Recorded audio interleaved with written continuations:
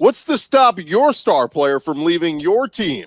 Time to get the SEC squad together. You're talking ball with the SEC squad, sponsored by Game Time.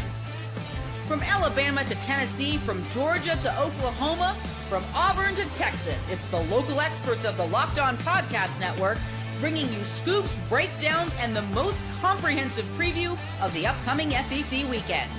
It's the SEC squad, and we have a seat for you. Hurt feelings and thin skin are prohibited. Squad up, you're part of the SEC squad. What's up, everybody? Welcome to the SEC squad. Sit back, grab your favorite beverage, and join us as we get you ready for another week talking all things SEC. And today's episode brought to you by FanDuel. Right now, new customers can get $250 in bonus bets when your first $5 bet wins. That's at FanDuel.com. Let's welcome in our group, our squad. We got Zach Blackerby, host of Locked On Auburn. We've got John Miller from Locked On Mizzou, Chris Marler, Locked On Gamecocks, Jimmy Stein, Locked On Bama, and Eric Kane joining us from Locked On Vols. Boy, have they had a lot of stuff to talk about this week. Guys, welcome in. Let's do a wellness check on Eric real quick. Hey, numbers. How you been? Numbers are fantastic. Hey, Zach, I'm doing well this week, all right? I busted my tail this weekend. I had about 7 episodes up by Monday morning. Probably not that many, but numbers are good, and just trying to strike while the iron's hot, right? So I'm fine. Now, let's see who Tennessee gets in the portal at the quarterback position, but I'm doing okay. Yeah, that's where I want to start, guys. The Nico Iamaleava saga that transpired in the last week. This thing's not even a full week old yet. I mean, last Friday we hear the reports that he wants to rework his NIL deal with the team and all this kind of stuff, and then we find out he missed practice. And by Saturday morning, they're about to go play an orange and white spring game.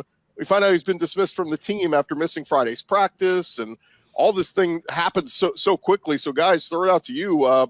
What was your reaction when you find out Tennessee no longer has their starting quarterback?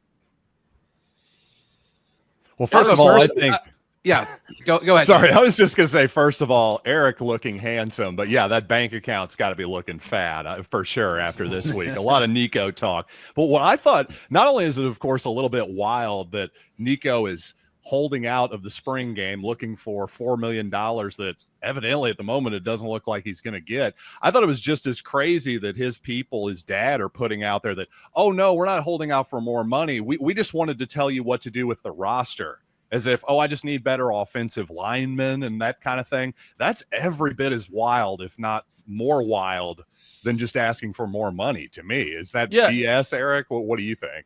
And here's the whole thing about that. Like, if it's not about money, it's about the offense. It was April the 12th when all this started going down. Like, not December the 12th, not December the 21st when Tennessee played in the playoff game, not whatever the 27th when the transfer portal closed.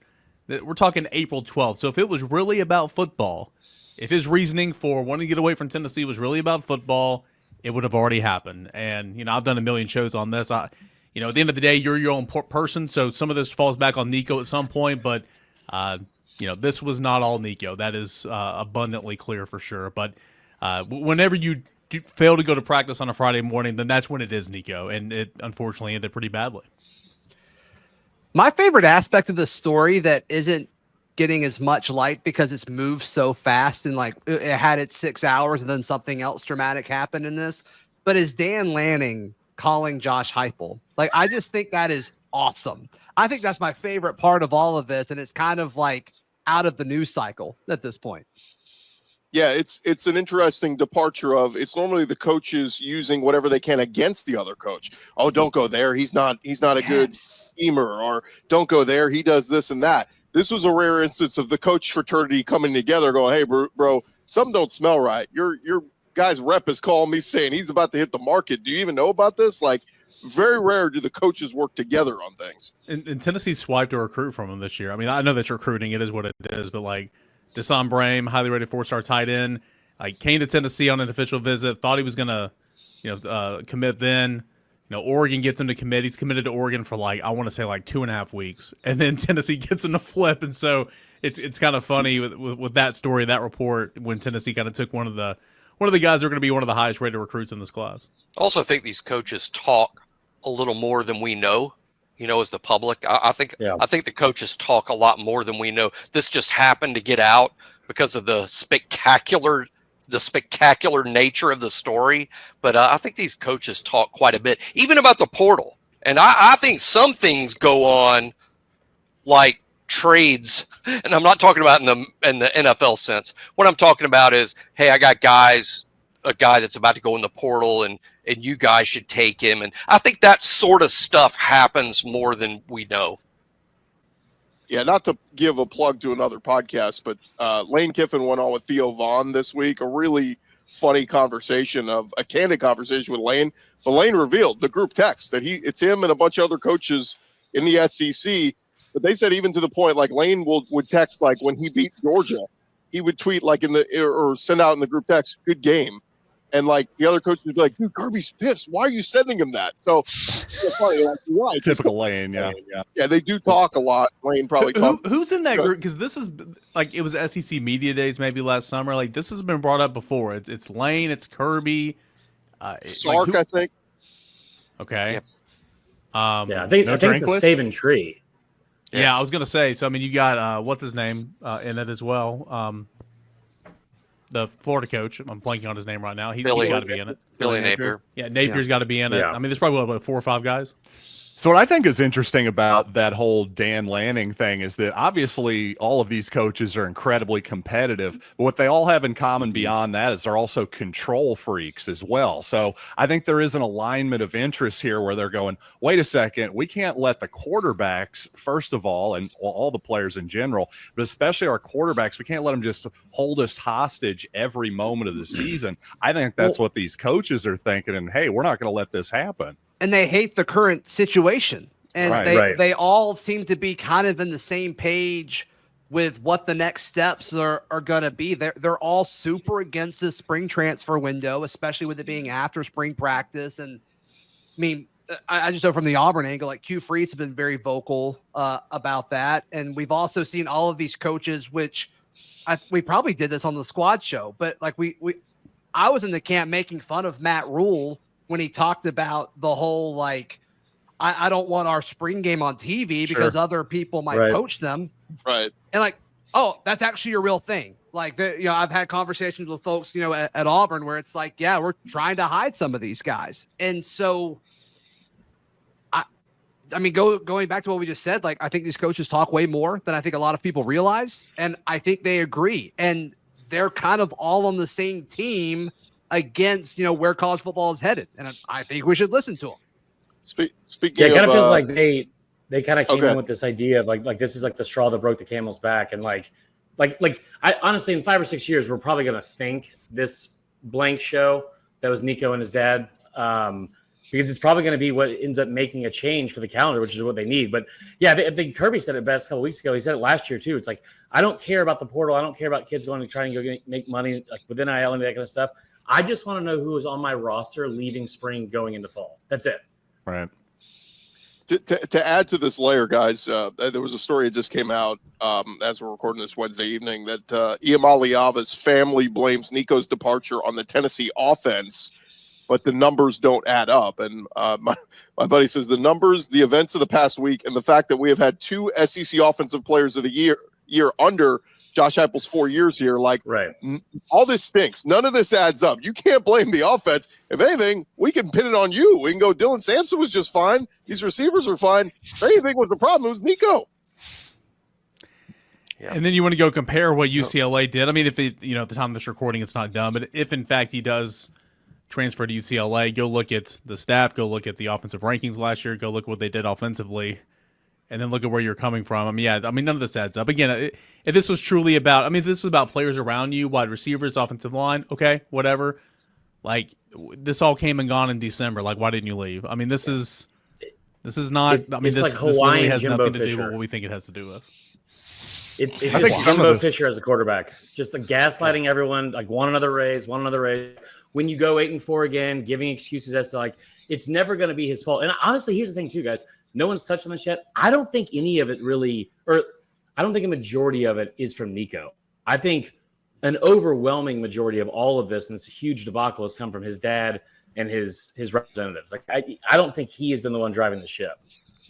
Yeah, and so many people that are anti-NIL and anti-transfer portal, like they are eating this up, right? But this is an extreme situation of people close to it. We're assuming it's his father. I mean, I don't know him personally, but everybody's running with the assumption that it's his father. But whoever it is that's close to Nico, like, how many of these guys are in situations where something like this could actually happen, and the individual player is going to listen to this person that's close to them? Like, I do think that number is lower than the naysayers of the current state of college football would like to admit. I don't know how many people in college football could actually do what Nico attempted to do a week ago. You know, there's a commonality about, Nico saying it's the offense. No one ever says it's about the money. Even in NFL free agency or Major League Baseball free agency, no one ever says, why'd you choose the Rangers over the Twins? Well, they're paying me a whole lot more money. No one ever says that. And in college football, these kids, they're interviewed constantly by the recruiting services. Why this school? No one ever says money, but I think we all know what's kind of, if not the driving, force behind it all. But for Nico and his people to hint it's the offense is just sort of absurd. I don't know that anyone's buying that anywhere. Yeah, Gordy, I know you. Jimmy, a lot of people moved to LA for non-money reasons. People, you know what I mean? That's like the first thing you want to do. Like, when what's drawing him to UCLA's offense, other than the fact that they don't score? Maybe he can help that. But it's really absurd. Well, it'll also be interesting too, because the tax. I mean, he's going to take a killing in terms of the income tax you have to pay. So if you are not going to be getting paid as much as you were at Tennessee, then you are taking a massive pay cut. But end of the day, like, I couldn't agree more. It's that's why it's kind of sad. I mean, I'm not in these conversations, so like I'm not going to act like I'm right there. But Nico liked it here at Tennessee. I feel like his teammates liked him. I feel like he liked being a part of that locker room. So it's tough to put all this on him. But when you no-show and you ghost your team and your coaches for a Friday morning practice, that is when it turns to Nico. So I think there's some blame on both sides in terms of his camp and the quarterback in this one. Yeah, he could have. I can't wait to find out Pete Nakos has been behind it the whole time. It's been a whole like just puppeteer the entire time. Hey, look, I'm waiting for the story that Nico has to wait tables on the side just to make ends meet out in LA with his minuscule NIL deal he's going to get. All right, when we return, guys, what's to stop your star player from leaving your team? The SEC squad. Talking more ball next.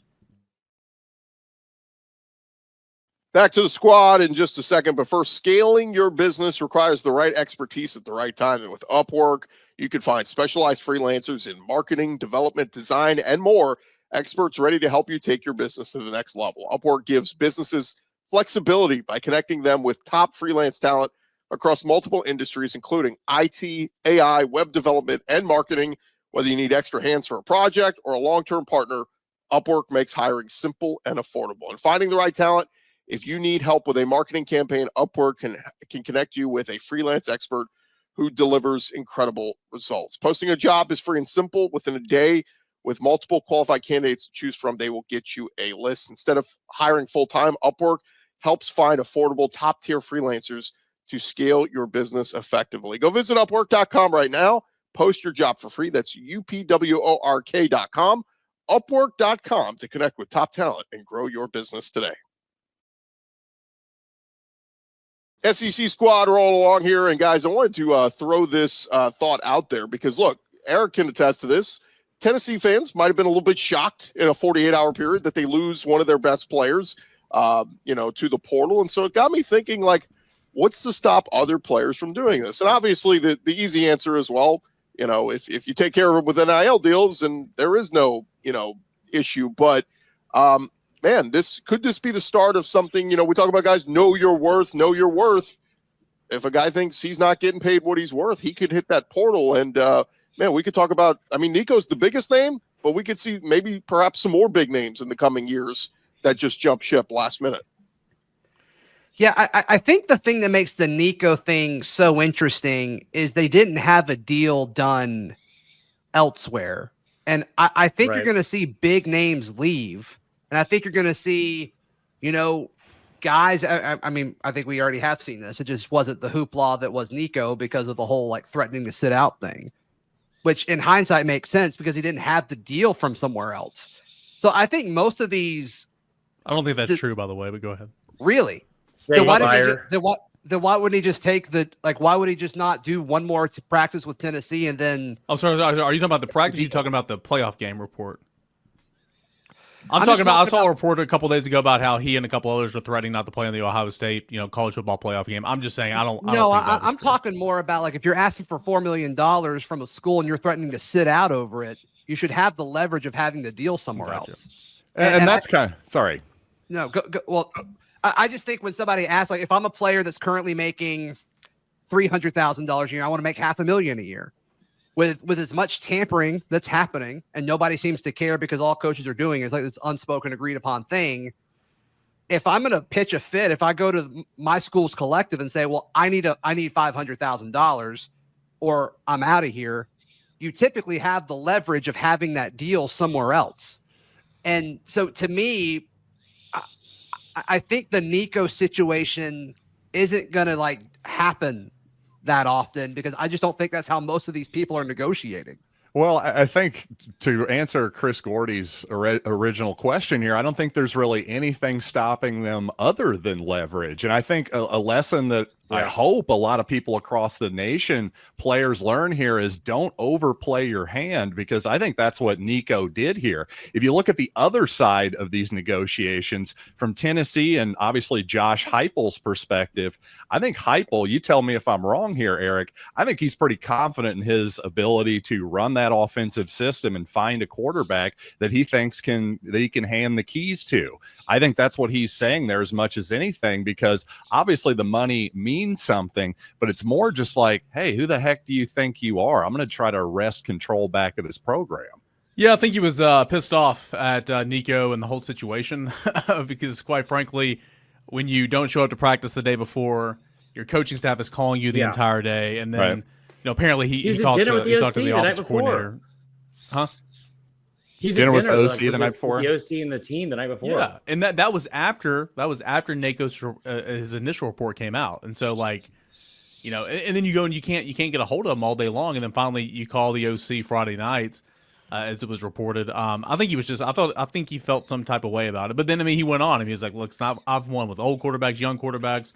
I've won with guys that started to get hurt in week 6, last day of training camp." I think he feels confident in himself, but I also feel like he was feeling some type of way on Saturday. But there's no doubt that, right Tennessee, certainly in a perfect world, they would have brought Nico back. I just think there was a certain line that he didn't want crossed, and it was crossed. Do y'all think if he would have just go ahead, Marler? Everyone keeps forgetting about this. He already had a deal. He was already getting $2.4 million as a part of that 3-year, $8 million deal that he signed reportedly out of high school. So one, it wasn't like he didn't have anything in place, or Tennessee wasn't meeting him halfway and they were trying to kind of use their own leverage and wait till the season because of how much he kind of underwhelmed last year. And then the other thing too is nobody in the country is happier right now than that kid from Tulane that went to Duke and got $8 million for 2 years, because nobody is talking about that guy fleecing one of the smartest schools in the country because of what Nico just did. Well, that's the thing I've been saying all week is know your worth. They always tell the kids know your worth. That's meant for a kid making 0 who wants to be paid $200,000. Know your worth. When you're already getting $2 million and you're a pretty decent average to decent quarterback, but you're not great, that's your worth. Nico was getting paid his worth. So him to be but I get what it is, the wandering eye. You saw Darian Mensah go to Duke for $4 million, and we saw Carson Beck go to Miami for $4 million. We all agree both those deals are insane. Neither of those guys are going to live up to that money. So again, it's almost like those big fat contracts in baseball where this guy gets a 12-year deal. Nobody thought that was a good deal for Pujols to go to the Angels for whatever it was, $100 million at the time. But just because they're stupid and did it doesn't mean I have to be stupid and do it. But they're going, well, that's what the market dictates. No, the market doesn't dictate that. 2 idiots got paid stupid money, right? Well, and we're also assuming that number is correct. It does seem like the closer you get to it, the reported numbers seem to be higher than what the guys are actually getting. But to me, and I've said this since NIL started, but why are contracts not a thing?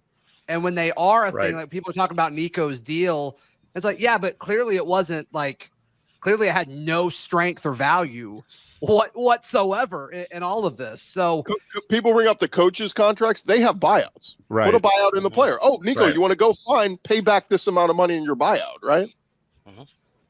Yeah. And so is that going to, like, that's not going to change when everything switches over, July 1st or whatever, to my understanding. I still don't think contracts are allowed. Y'all correct me if I'm wrong on that, but I don't think that's allowed to change. I was going to say contractually, there's probably some hamstrung issues with coaches are contracted with the university.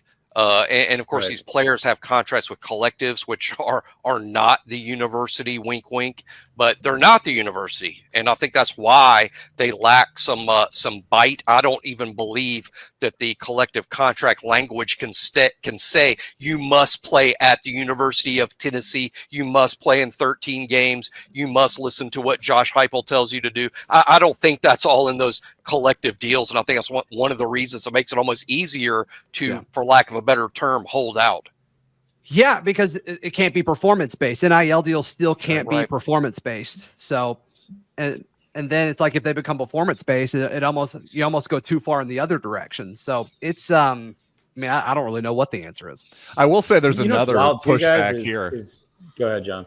Oh, sorry. I was just going to say, real quickly that the other part of it is I don't think any of this is helping Nico Iamaleava's his value in the eyes of NFL people either. But go ahead, Marler. Right.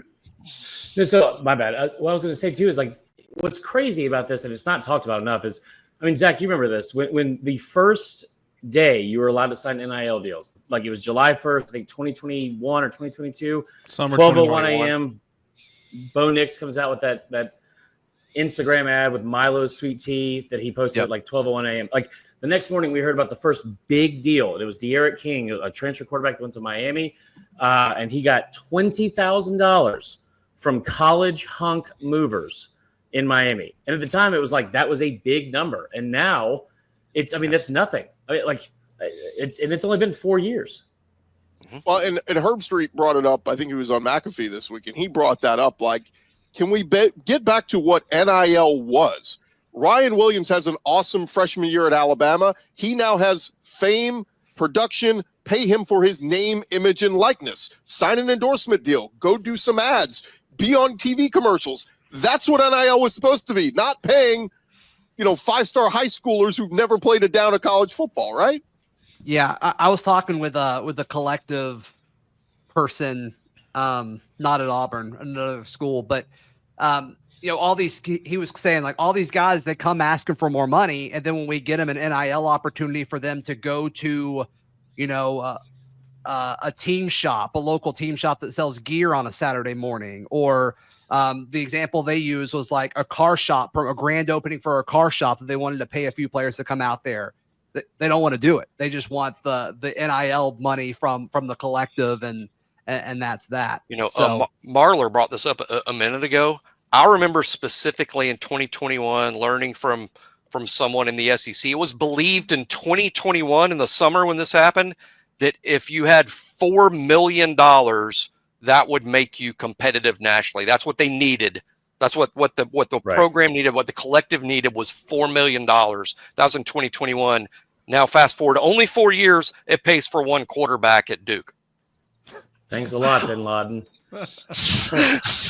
Well, I think the reality is, too, what we're starting to find is that, look, there is a lot of money to be pushed around, but it's not unlimited, right? Like, it's not like endless. There's not billions of dollars just being passed around to different people. It's like you have to be a realist with some of this stuff. And, yeah, star players will get paid, but, like, it goes back to last year where one guy in the portal, a D lineman, was asking for $1 million, and one team had a offensive lineman who was a lock top 10 draft pick, and they were paying him $1 million. They're like, we're not paying you the same they were paying this guy who's about to be a top 10 draft pick. And so it's just like, you got to be reasonable here. And I do think the asking price has gone down a little bit. There was 2 windows ago where it seemed like a rotational defensive tackle was getting paid $300,000. And it doesn't seem to be that high anymore. Based on some of the numbers that I'm hearing, you guys may be hearing that it's gone the other way. But based on like some of the conversations I've had over the last week or so leading up to the portal, it does seem like the market is leveling out and becoming a little bit more realistic to some extent.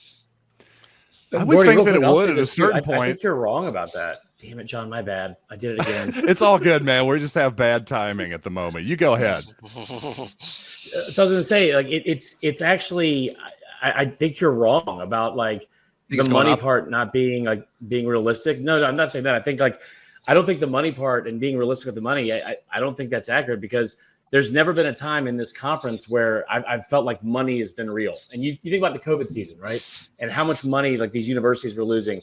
There were 3 SEC coaches fired that year. I mean, Will Muschamp got $32 million from 2 schools. Auburn paid like what, $34 million with a couple coaches combined before Harsin. A&M gave Jimbo Fisher a $76.8 million buyout. Like, money's never been real in the SEC. And until somebody starts trying to budget anything, I mean, The only differences that I would point out is when Jimbo Fisher gets a bunch of money, that comes from the athletic department. None of this money is coming from the athletic department. So it's almost as though, whoever owns the Mets is like a multi-billionaire who has actual equity in the team. They're not asking like the local Mercedes-Benz dealership, the guy who owns that, to pitch in for Juan Soto's contract. That wouldn't make any sense. Can you but imagine? That's exactly what we're doing in college football. It's literally what we're doing. Could you imagine if Green Bay sent a letter to all their fans saying, "We can't compete with Jerry Jones and his landman money. Exactly. We need all of you to help pay us so we can pay Jordan Love." And by the way, it wouldn't last a week. They didn't even give you a dividend. I can't even get a dividend off Juan Soto's contract. I can't get a dividend off Bo Prabula. Come on now. Well, let's pause it right there, guys, because when we come back, we've been talking very serious. I want to have a fun topic when we come back, and I'll just leave it with 2 words: jersey retirement. We'll talk that next. More ball with the squad in just a second, but first, the NBA playoffs are here, and FanDuel, they are giving new customers an incredible way to get in on the action. Right now, when you join FanDuel, if you've never bet with them before, place your first $5 bet. You will get $250 in bonus bets if your bet wins. That is at FanDuel.com. You're going to love all the pieces that they got there as well. FanDuel makes it betting so easy, whether it's picking your favorite team, diving into some of the player props.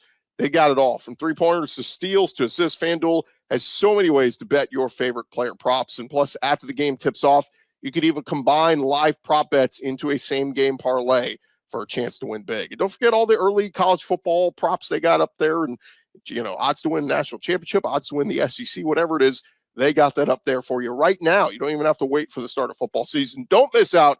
Head to FanDuel.com and go claim your $250 in bonus bets today. That's over at FanDuel.com.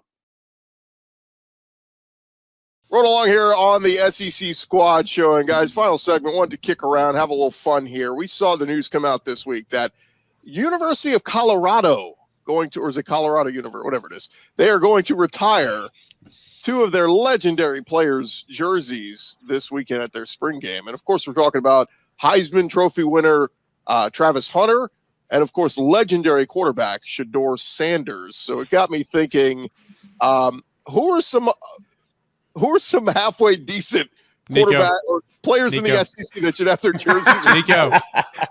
Nobody wear the number 8. Never. Well, they're not now. Yeah. I mean, it's open, right? Deshaun Bishop's going to take number 8, I believe. But anyway, yeah, it's not going to be worn by Nico. That's for sure. Yeah. Is he going to complete over 61% of his passes? He might on a good day. I mean, he did in high school. Colorado went 9-4 and got blown out in the Alamo Bowl, and they both played in the Alamo Bowl. So, let's be real about what are we doing here with the jersey retirements. But I was trying to think of some names off the top of my head, like maybe South Carolina quarterback Steven Garcia, Marler. I think we would put him in the Hall of Fame. I would have gone Lattimore or Clowney. I tell you what, the one that comes to my head is not a number, but Arkansas should retire the last name Henry or Allen. Remember that stretch of a decade and a half where they had 8 different Henrys at tight end and a bunch of different, it was like the Clausens for Tennessee, but just a little bit more redneck. Yeah, I mean, nobody should ever wear 2 at Auburn again, which kind of created a conversation because now we have a quarterback whose name is Deuce, so that creates kind of a tricky conversation. And then, 34. I mean, I don't think anybody should ever wear Bo Jackson's number at Auburn again. Yeah, Herschel for sure. Yeah, again, but to have your jersey retired, you have to have done something special, right? Like special. Like Cam Newton. We agree that Travis Hunter counts. We're talking about Shedeur Sanders here, right? Right. Okay. Yeah, just making sure. But also, I mean, I think there is something to say though. Like Cam Newton had the incredible season and won the national championship. Look, Heisman winner, great. I mean, Jaden Daniels at LSU was great, but I don't know if they're going to build a statue of him when they had 5 losses, right? Like, I just think to have your jersey retired, you had to be a special player, and the team must have done something special as well. Every program situation is different, and Colorado's situation is different than most everyone in the SEC. And I give Colorado and Dion a ton of credit for, we're talking about Colorado on Locked On SEC Squad. I bet that didn't, come up, and, Colorado probably wasn't discussed on this show in 2006. He's increased the profile. Shedeur has helped do that, but everybody's program is different. And, at Alabama, I'm all for some sort of ring of honor. Isn't there some way to honor the players without saying no one can ever wear their jersey number anymore? At some programs like the Tennessee. Yeah, it's what they seem to do in the NFL, by the way. I'm intrigued what he was about to say, honestly. I think he was in the middle of an incredible point. I love the pose. By the way, he was about to Tennessee bring the hammer basketball down. team Oh, there because he's back. I think Jimmy's the problem back. We're going to have to pay him more money to continue talking about Tennessee, aren't we? I complimented Tennessee and Auburn, so that went dead. But what I'm saying is everyone in the SEC, pretty much every program, is going to have too many numbers to retire. You can't stick a bunch of you can't stick a whole team out there and everybody's wearing number 73. Yeah, no, it's a great point. I mean, you really can't. I think what they do is they retire the jersey. They don't retire the number, right? Like, because you got 100 kids on the roster. You can't. What does that mean? Tennessee baseball has no one else 3 can wear jerseys his retired, and they still got players wearing them. Tennessee basketball number 5 has been retired for a couple of years, but Zakai Ziegler wore that this year. I mean, I think it's unique. I think it's school by school, but it's still kind of weird. You can retire the jersey, but not the number. I mean, what are we doing here? What does that mean? I feel like, I tell you what I wish they would retire is kickers wearing number 97 or 98, because that is so dumb. Just so dumb. Also, 7. What's the ideal kicker number? Not a great What's number. the ideal kicker number? I don't. See, I think it's funny when kickers wear 90 Has something. to be 3. 3 or 1. Yeah. I think it's hilarious when kickers wear a high 90 number because they're skinny and they're small, and then they come out there with 98. Or Tennessee's got a place kicker that's 95 and a punter that's 98, and I think it's hilarious. Are they Australian? The punter is, yes. Real quick as we wrap up. Honestly, they were trying to get a lower number, but since most of this Australians are on the metric system, they probably just end up going to a higher number. Also, I don't understand the metric system, and I feel like I might have opened myself up to some harsh criticism in the comments here. Marler's operating on a 3-second delay, so every time I jump in, as we wrap up here, guys, the transfer portal has reopened. Are there any names? There haven't been many surprises. I know Jaden Ott goes to Oklahoma. That's good pickup for them. Zach, you know all about him. He ran all over Auburn a couple times. But what any big surprises to come? And Eric, is there going to be a quarterback, a big name coming to Tennessee? We'll see, man. Everybody and their mother's got a new quarterback on the message boards. This quarterback here. What about this quarterback? What about this quarterback? At the end of the day, does a sitting Power 4 quarterback that's non-SEC, by the way, want to take the big risk and jump ship for 6 months at Tennessee? It's got a pretty good roster. Yeah, there's going to be some money there, but I think it's going to be more towards trying to find someone that's unhappy in their situation, maybe has experience that is now a backup. I don't know. It's going to be interesting. It opened today, but of course there's going to be some conversations going on, and Tennessee's absolutely got to find a quarterback. That's for sure. What do y'all think about the not being able to transfer within the SEC in this window? I think in this day and age where you can do whatever the heck you want to do, that this is restricting you, I think it's hilarious. It's almost strange that there's still a rule. This seems to be the last rule. Yeah, I kind of wonder if somebody were to do it and just try it. They're the only conference that does this, the SEC. And Greg Sankey said the reason they do is because the coaches wanted it. And I just think it's as simple as this. What if Cam Coleman says, I want to go to Alabama? He goes to Alabama next week. He brings his Auburn playbook and goes, here's everything they're running. Just want to show you guys. You know, there's a reason why you just went through spring ball with us. You're not going to our rival. Right. Jimmy, didn't That's fair. Brandon Kennedy, center for Tennessee a couple years ago, that was a spring on spring, but he was a grad transfer, I believe, and so maybe there was something different there. There has been some grad transfers in the past. I think right now, specifically, grad transfers aren't allowed either to go spring to another SEC school. But yeah, it's happened before. Maurice Smith left Alabama to go to Georgia before the transfer portal. I think it's sort of, you know, a lot of this came into existence, all the new rules, in part because of those high-profile cases. I will say I did not like the format last year after Saban retired, and you have this extra 30-day window that's open to where everyone can kind of pick off of Bama's roster, and then you come to find out they can't even go, you know, reach out to anybody in the SEC. Gordy, your cat. The thing that stinks about that is they can leave your roster, but you can't go. Right. You can't go get them. You can't go poach other rosters. You can just have kids leave yours. And boy, that's it's a bit punitive. Well, the O-line. Are we going to talk about Harsin, by the way? Go ahead. Talk about Harsin. Wrap us up. Four running backs in 24 hours. 4 running backs left, Cal, in 24 hours after one spring camp with Brian Harsin. I cannot believe someone hired him. I can't believe it. Crunch Fitness. Wow. He's not a head coach. I mean, he's just no, he is not. OC. I mean, he's actually being paid quite well to not be a head coach. Wow. Yeah, again. Wow, there's a lot of folks in the SEC still paying those bills. Jimbo Fisher says hello. Ed Ogeron says hello. So they are better coaches than Brian Harsin. Well, Ogeron's at least got a championship, but so does Jimbo. Jimbo does too. Yeah. Oh yeah, forget about Jimbo's that. got a big one. Oh yeah. So does Orgeron. Jameis Winston won that one. All right, gents, it's been fun. It's always fun to talk all things SEC. Hey, a reminder to follow and subscribe to your favorite SEC squad or team or show here on the Locked On Network. We'll be covering your favorite team throughout the offseason, almost in the summer months, guys. SEC Media Days will be here before we know it, every day throughout this offseason. And don't forget, I'll have you covered with the entire conference every day with Locked On SEC, part of the Locked On Podcast Network, covering your team every day. Hey, if you can throw an RPO slant and a vertical, head on down to Knoxville. Please, come on down. Brian Harsin stinks.